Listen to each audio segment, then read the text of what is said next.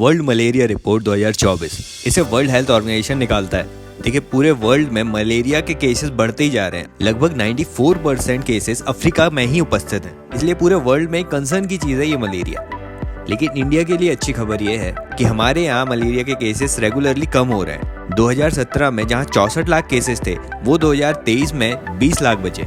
India अपने इन प्रयासों से बहुत अच्छा कर रहा है मलेरिया मुक्त भारत बनाने के लिए।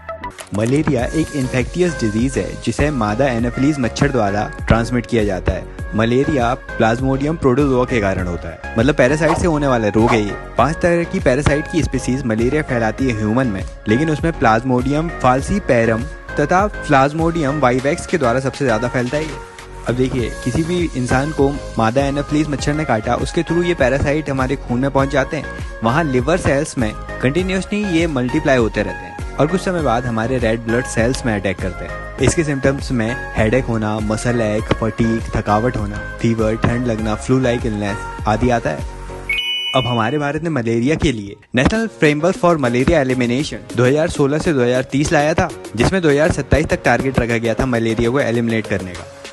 फिर अगले 5 साल की national strategic plan for malaria elimination भी लाया गया, जिसे 2017 में लॉन्च किया गया था।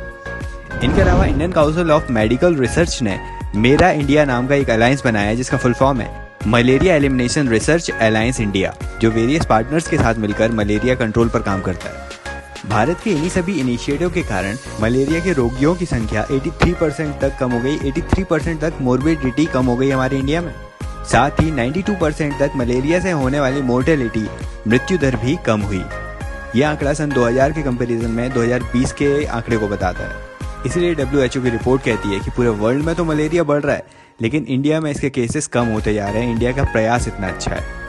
तो बस आज का लेक्चर इतना ही। ये इन्फॉर्मेशन अच्छी लगी तो लोगों के साथ शेयर करना, वीडियो को लाइक कर देना और पहली बार चैनल पर आ रहे हो तो सब्सक्राइब कर लेना। Thank you so much for listening.